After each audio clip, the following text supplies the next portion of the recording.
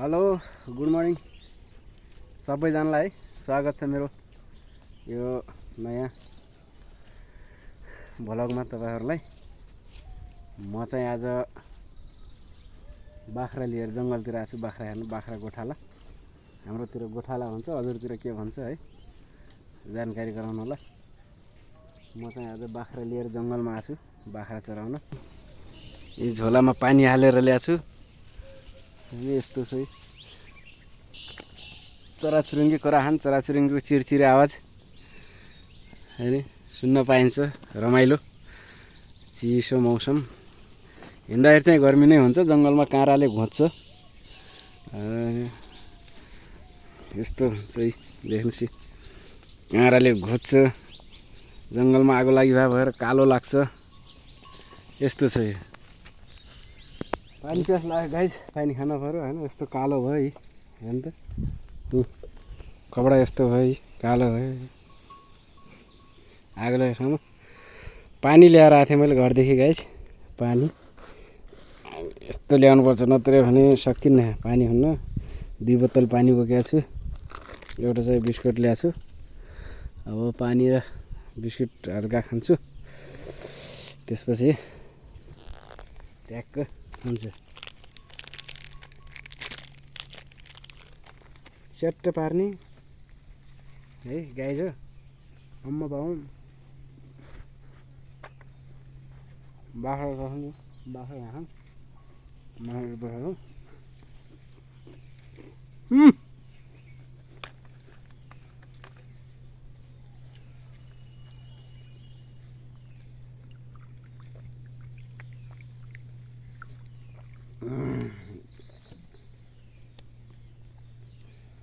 हिजो पानी नल्याएर आएको साथी, यति पानी प्यासले माल्यो। पानी खोज्न गएको यस्तो खोलातिर, पानी त भेटियो तर सालका पात कुहिएर त्यो भ्यागुता कतिनी अन्डा पारेर त्यो पुरा कालो, पानी पनि कालो, कतै चाहिँ पुरा बादल लाग्छ। त्यस्तो खाले पानी भेटियो। त्यही भएर आज मैले चाहिँ घरबाट बोकेर ल्याएको। पानी नखाएर त सकिन्न साथी, गर्मी धेरै छ। कता गयो?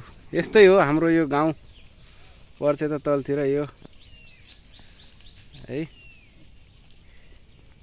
यो भयो मेरो गाउँ चाहिँ अलि यतातिर छ। यो ठुलो बुटाको त्योतिर छ साइडमा। यतातिर चाहिँ अब पोखरी सोखरी भयो है। ल अन्सु आइसक्यो चरो हेर्नलाई। यति रातो छ यसको, सायद यता नजिकै यसको घर हुनुपर्छ, गुड बनाएको हुनुपर्छ यसले आफ्नो। ल हेर्नुहोस् यसरी चरा आउँछ, नत्र यसरी नजिक नजिक आएर कराउने त होइन। तर यसले कहीँ गुड लगाएको हुनसक्छ, आफ्नो घर बनाएको हुनसक्छ, त्यही भएर पनि यो आइरहेको छ नजिक।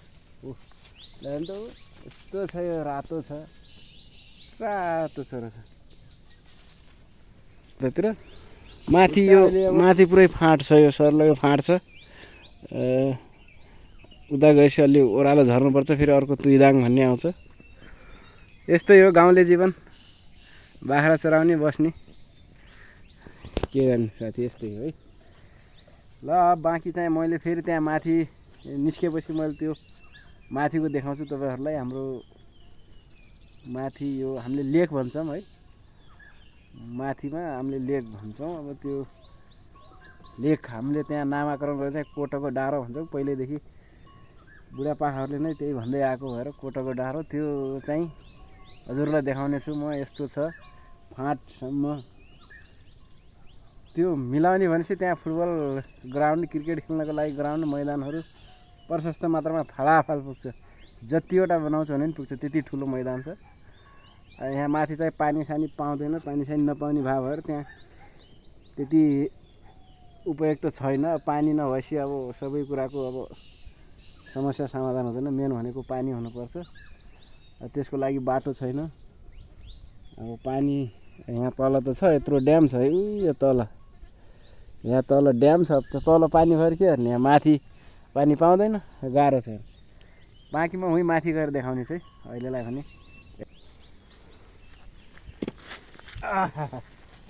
8 ला ल गाह्रो छ जङ्गलमा 8 ल ल यस्तो छ ल यी उता परतिर फेरि आगो लागिरहेको छ त्यहाँ केही छैन घाँसहरू अब यसो तल हानेर लाने हो बाख्राहरू यता माथि लाने भने चाँडै घर जान्छ फेरि हेर यता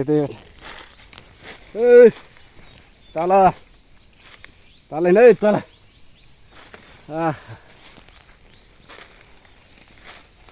यस्तो छ कि साथी हो यो गाह्रो भिडियो भने चाहिँ खत्तम हुन्छ सोचे चाहिँ जिन्दगी रहेनछ भन्ने हुन्छ ल यहाँनिर चराले गुड लगाएर रहेछ तर केही छैन बच्चा उडाइसकेको रहेछ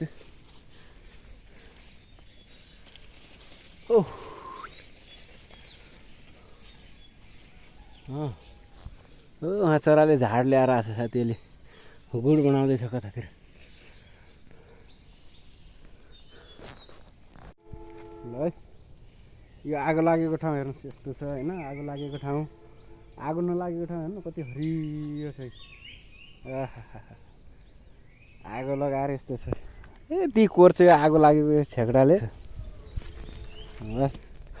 मसँग एउटा सानो यो हामीले खुर्पा भन्छौँ हँसिया खुर्पा यो पनि छ फेरि यो किन ल्यायो फेरि जङ्गलमा भन्नु होला यो चाहिँ बाख्राहरू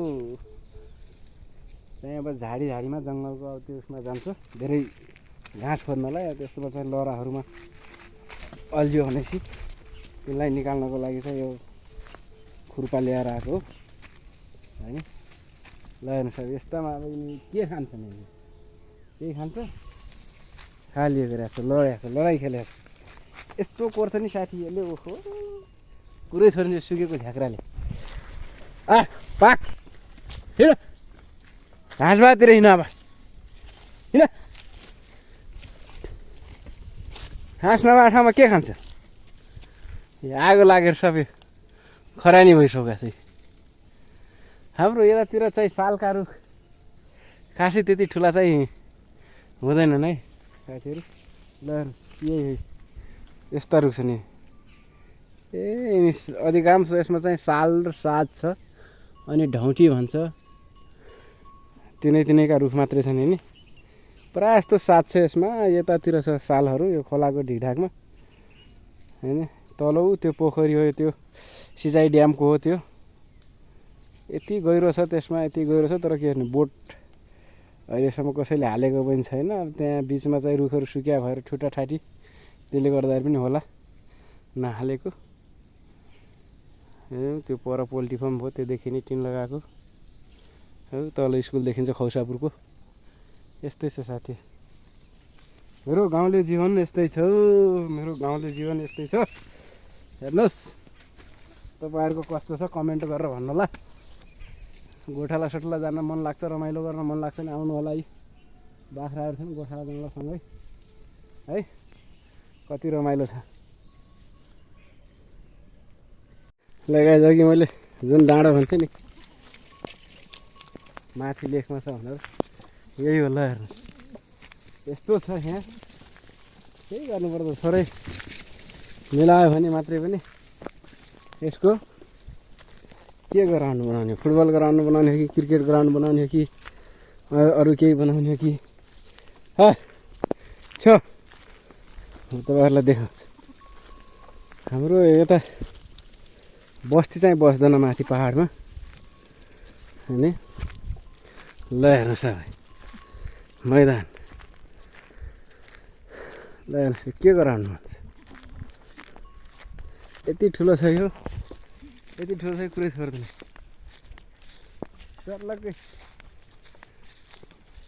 अलिकति सम्म मात्रै गराउनुपर्छ मिलाउनु मात्रै पर्छ ल हेर्नुहोस् ल हेर्नु यतातिर यो अलिकति ढिस्को मिलाउनु पर्छ यतातिर यस्तो छ यतातिर हल्का माटो भरिदिए मात्रै पनि यहाँ कस्तो भन्छ फिल्ड, तर यहाँ के गर्ने अब स्रोत साधन आउने बाटो छैन है, एकदम गाह्रो छ। पानी पाउँदैन, मेन समस्या त पानी हो, त्यही भएर पनि यस्तो छ। तर हाम्रो यहाँ चाहिँ बस्तीहरू चाहिँ हुँदैन पहाडमा, यो चाहिँ हाम्रो यो सामुदायिक वन हो। अलग हेर्नुहोस् यति छ हो, तर यो बस्ती यो जङ्गलहरूमा चाहिँ घर चाहिँ बन्दैन, पहिल्यैदेखि नबनेको भएर हो कि अब पानीको समस्या भएर नबनेको। तर यता फेरि पानी पाउँछ। योदेखि तल जाने भनेपछि तपाईँको 10 मिनट हिँड्नुभयो भने चाहिँ त्यहाँ चाहिँ भङ्ज्याङ भन्छ हाम्रो त्यहाँ भङ्ज्याङ, त्यहाँ चाहिँ पानी पाउँछ। त्यहाँ चाहिँ फालाफाल पानी हुन्छ, त्यहाँ 12 महिना हुन्छ, सुक्दैन। तर त्यति तल जानु गएर बोकेर ल्याउनु पर्छ, यहाँ चाहिँ केही पनि छैन। यही चौर हो मैले तपाईँहरूलाई देखाउँछु भनेको। अलिअलि सम्म मात्रै गराउनुपर्छ, यो ढिस्कोलाई अलिअलि ताछो गरेर भाट्नुपर्छ। सर लगे हेर्नुहोस् यतातिर यत्रो छ, यतातिर पनि त्यस्तै छ। यो अलिकति यो लेभलभन्दा अलिकति तल छ, यहाँबाट सर लगेर स्याटै ग्राउन्ड त कति हो के बाटो छैन। अब चाहिँ यति भन्दै अब म चाहिँ अब घरतिर लाग्छु बिस्तारै। बाख्रालाई पनि अब पानी प्यास लाग्यो होला के अरे, अब जान्छु। आजको यो भिडियोलाई मैले अब यहीँ अन्त्य गर्छु। बाँकी चाहिँ अब अर्कोमा गरौँला। अहिले चाहिँ यसलाई के गरे है त।